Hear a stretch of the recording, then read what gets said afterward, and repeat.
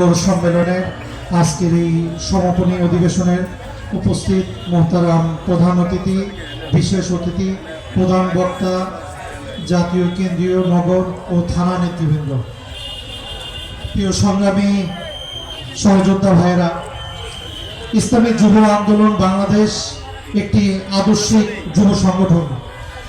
বাংলাদেশে অসংখ্য জাগতিক যুব সংগঠন রয়েছে, কিন্তু এই সকল যুব সংগঠনের সাথে ইসলামী যুব আন্দোলন বাংলাদেশের একটি আদর্শিক তফাৎ রয়েছে। ইসলামী যুব আন্দোলন বাংলাদেশ নবীজির আদর্শকে প্রতিষ্ঠার জন্য কাজ করে যাচ্ছে। বাংলাদেশের জমিনে ইসলামী আদর্শ ভিত্তিক কল্যাণ রাষ্ট্র প্রতিষ্ঠার লক্ষ্যে কাজ করে যাচ্ছে।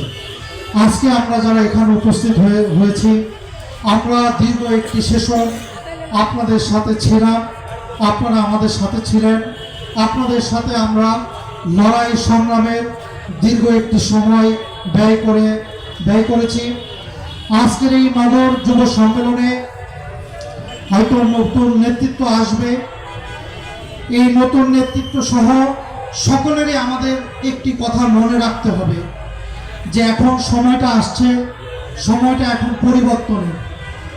আমাদের কবির সেই উক্তিটা মনে রাখতে হবে যে যুগ জামানা পাল্টে দিতে চায় না অনেকজন, এক মানুষই আনতে পারে জাতির জাগরণ। আমি আপনি ওই এক মানুষ হওয়ার টার্গেট নিই। আমরা নগর দায়িত্বশীল হই, থানা দায়িত্বশীল হই, ওয়ার্ড অথবা ইউনিট হোক, যেখানেই হোক, আমাদের ওই একজনই আমি হব, একজনই আমি সাহাবায়ে কেরামের ভূমিকা নিয়ে আমি মাঠে ময়দানে থাকব। এই দৃঢ় সংকল্প নিয়ে আমরা ইনশাআল্লাহ মাঠে ময়দানে যদি থাকতে পারি, তাহলে আগামীর বাংলাদেশে ইসলামী আন্দোলনকে আমরা একটি মজবুত অবস্থানে নিয়ে যাব। এই আশা রেখেই আমার সমাপনী বক্তব্য শেষ করছি। নাসরুল মিনাল্লাহি ওয়া ফাতহুন।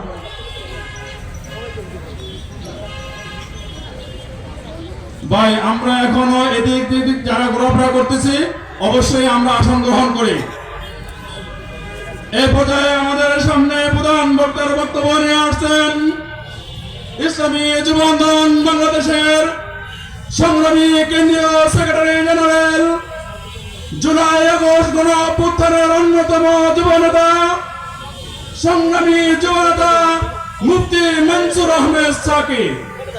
প্রধান বক্তার বক্তব্য নিয়ে আসছেন মুফতি মনসুর আহমেদ সাকিব।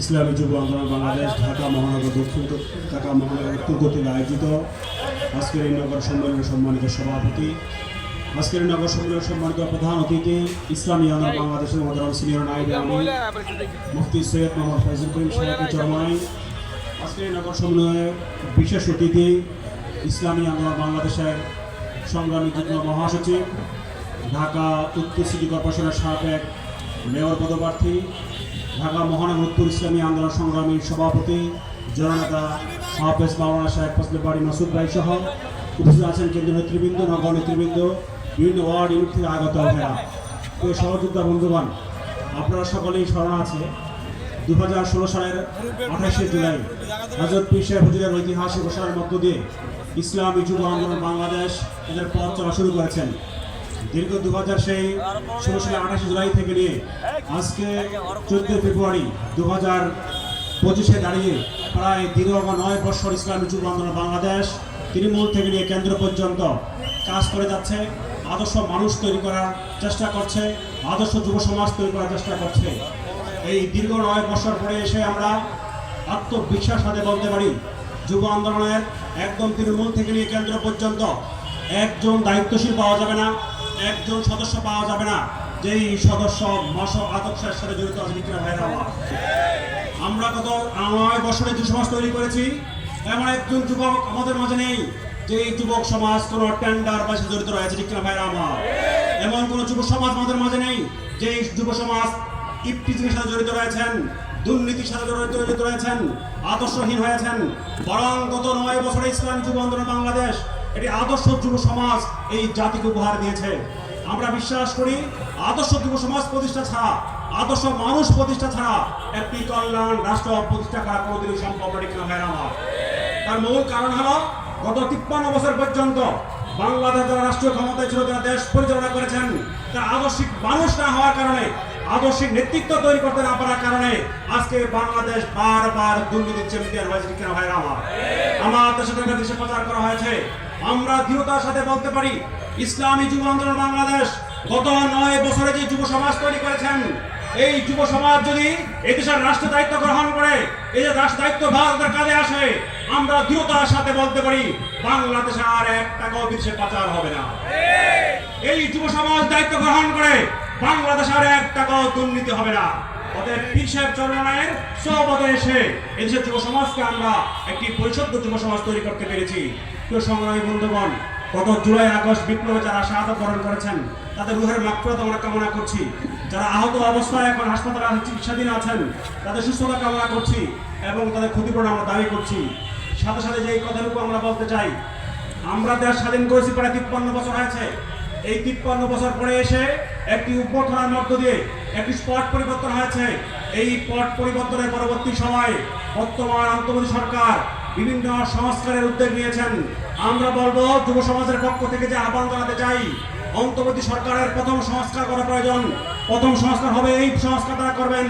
গত 53 বছর পর্যন্ত যারা এই বাংলা রাষ্ট্র ক্ষমতায় ছিল, আমার দেশের টাকা বিদেশে পাচার করেছে, বেগম পাড়া তৈরি করেছে, দুর্নীতি করেছে, এই সকল দুর্নীতিবাজদের তালিকা জাতির সামনে প্রকাশ করতে হবে।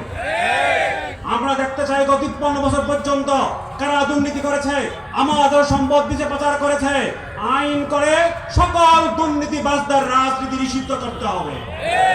কোন দুর্নীতিবাজ বাংলাদেশে আর রাজনীতি করতে পারবে না। এটা হলো বর্তমান সরকারের প্রথম চ্যালেঞ্জ, প্রথম সংস্কার হবে। কারণ যারা দুর্নীতি করেছে, 20 টাকা লুটপাট করেছে, এরা রাজনীতি করার অধিকার রাখতে পারে না। আর এই সংস্কার এখনই করার মুখ্য সময় ঠিক হয় আমার। প্রিয় বন্ধুগণ, পীর সাহেব চরমনায় ঘোষণা দিয়েছেন প্রচলিত সিস্টেমে নির্বাচন, এই নির্বাচনী সিস্টেমে যদি নির্বাচন হয়, আবারও বাংলাদেশে নতুন করে স্বৈরাচারে তৈরি হবে। বরং এই বর্তমান এই সিস্টেমে নির্বাচন ব্যবস্থা ভেঙে দিয়ে পিআর পদ্ধতি নির্বাচন দিতে হবে। পিআর ছাড়া কোনো নির্বাচন মানুষের ভাগ্যের পরিবর্তন করতে পারে না। তার বাস্তব উদাহরণ যদি আপনাদেরকে বলি, 2008-এর নির্বাচনের মধ্য দিয়ে যেই প্রেসিডেন্ট আওয়ামী লীগ ক্ষমতা এসেছিল, সেই নির্বাচনটা যদি পিআরে হতো, তাহলে হয়তো আমাদেরকে এই নব্য স্বৈরাচারকে দেখতে হতো না। 2008-এর নির্বাচনের ব্যবস্থা কি ছিল? 2008-এর নির্বাচনে এই আওয়ামী লীগ ভোট পেয়েছিল 49%। যদি সেই নির্বাচনটা পিআরে হতো, তাহলে এই আওয়ামী লীগ যে নির্বাচন ভোট পেয়েছিল 49%, 1% ভোট পেলে যেই দল 1% ভোট পাবে, সংসদে সেই দল 3 জন প্রতিনিধি করে। কয়জন? 3 জন। 10% ভোট পেলে 30 জন প্রতিনিধি সংসদে দিবে। 30% ভোট পেলে তারা সংসদের 90 জন প্রতিনিধি দিতে পারবেন। যদি এই 2008-এর নির্বাচনে আওয়ামী লীগ 49% ভোট পেয়েছিল, সেটা যদি পিআরে হতো, তাহলে আওয়ামী লীগের আসন দাঁড়াতো 147টি। কতটি? 147টি।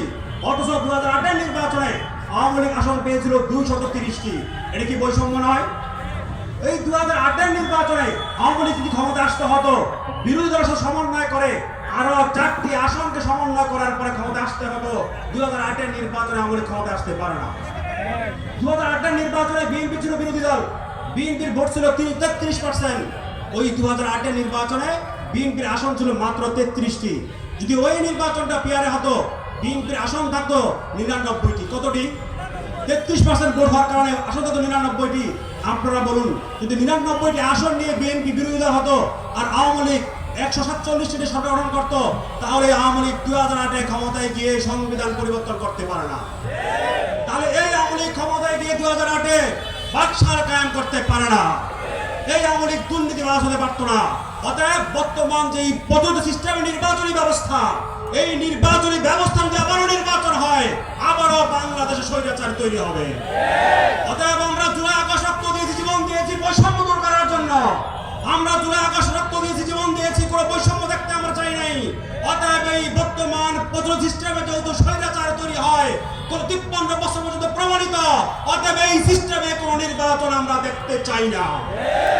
আমরা এমন সিস্টেমে নির্বাচন চাই বিশাল জনগণ সিস্টেমের কথা বলেছেন, সেই পিয়ার ছাড়া কোন নির্বাচন আমরা যুব সমাজ দেখতে।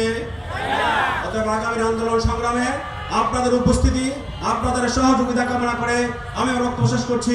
ওয়া আখিরু দাওয়ানা আলহামদুলিল্লাহি রাব্বিল আলামিন।